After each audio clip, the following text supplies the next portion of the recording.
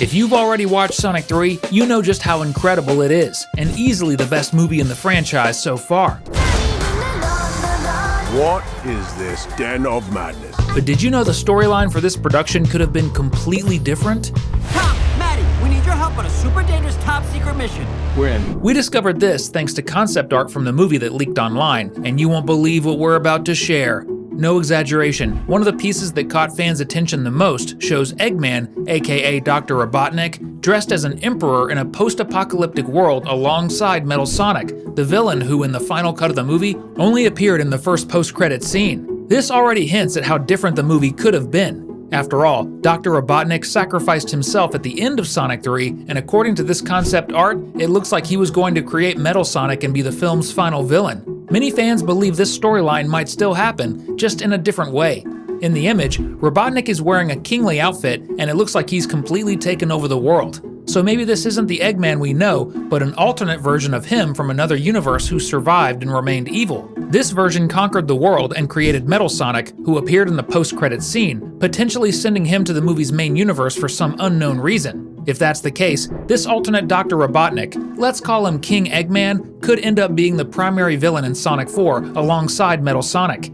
It's likely this scene would have happened in a post-credit sequence, maybe as a vision or dream from one of the characters, like Tails. However, the filmmakers decided to replace it with the scene where only Metal Sonic and Amy Rose appear, avoiding major spoilers for the next movie.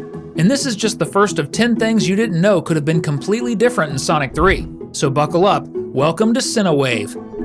We believe the concept art we're about to discuss would have taken place in the same scene where King Eggman and Metal Sonic appear together. The artwork shows a moment similar to Amy Rose saving Sonic in the post-credit scene, but the location is completely different.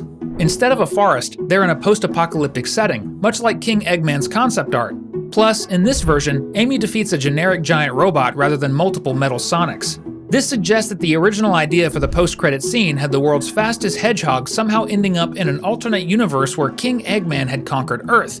Then a giant robot would attack him, but Amy Rose would save him, implying that she lives in this alternate universe.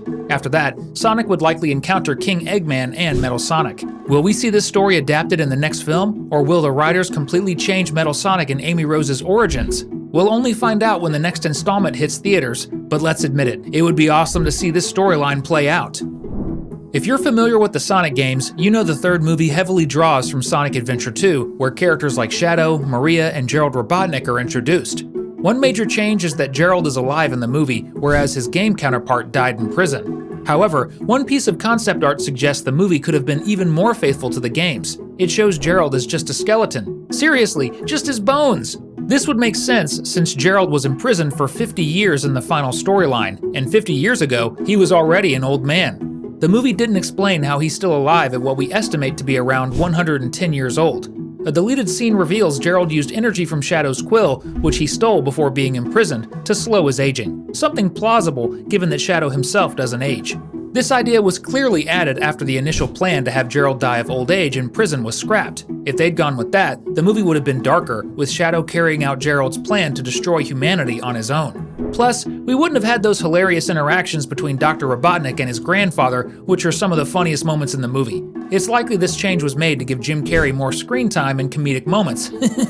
In the end, both the final version, where Gerald is the main villain, and the earlier Game Faithful concept are intriguing in their own ways. Which one do you prefer? Remember the scene where Team Sonic is tied up and both Robotniks appear? This moment was even teased in one of the trailers and is a fun twist, as it's when Dr. Robotnik, who had partnered with Sonic, switches sides to team up with his beloved grandfather. Originally, things would have been quite different. Sonic wasn't supposed to be captured with Tails and Knuckles, but with his worst enemy, Eggman himself. The context of the scene would have been entirely different, as they're in a setting that doesn't resemble the lab where Shadow lives, which is where the final version of this scene takes place. Interestingly, Dr. Robotnik is shown with his back to Gerald and Shadow, suggesting he might not even know Sonic's mission is to defeat Gerald, his grandfather. Would Robotnik have remained allied with Sonic in this version, or switch sides after meeting his grandfather as he does in the final cut?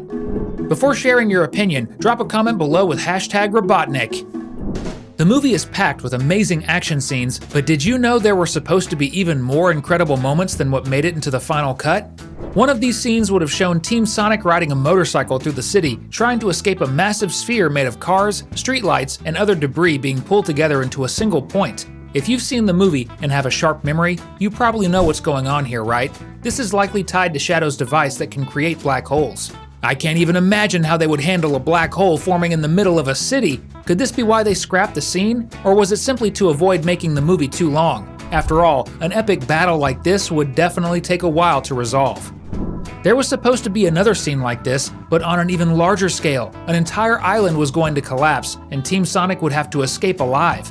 It's hard to picture how or when something so epic would have happened, which might be why this moment was cut. Could this also have been caused by a black hole, or was it the result of a blast from Gerald Robotnik's spaceship? The latter would make sense, since in the final cut of the movie, the ship blasted a chunk off the moon and caused major destruction on Earth. If that's the case, in this version, Sonic would have only split from his friends to transform into Super Sonic and go after Shadow after the ship started firing at Earth. For some reason, they'd all be on the island at that time. What do you think might have happened in this scene? Let us know in the comments.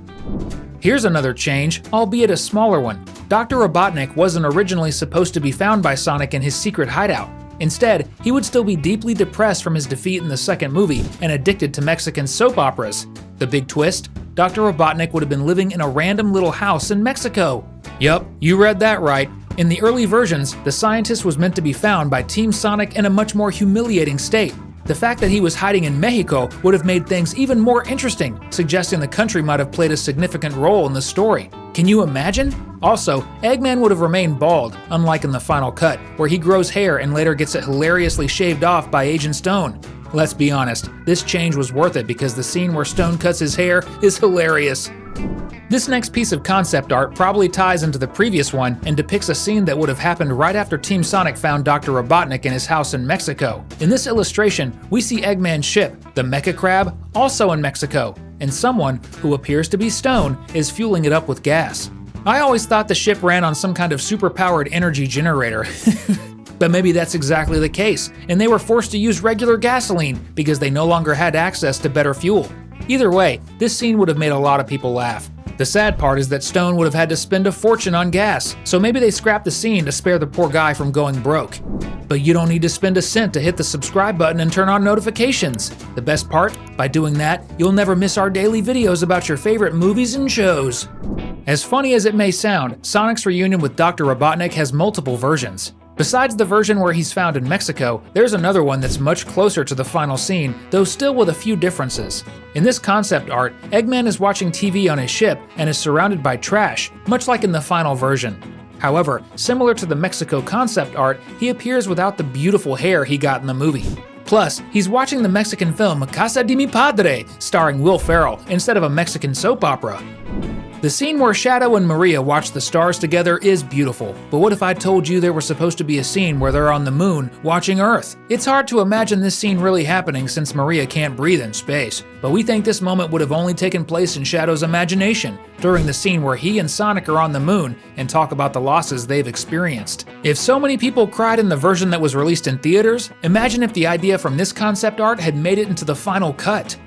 It seems like the video's coming to an end, but we've left 2 amazing videos on your screen. Want the fun to continue? Just click on the one that catches your eye. Thanks, and see you next time.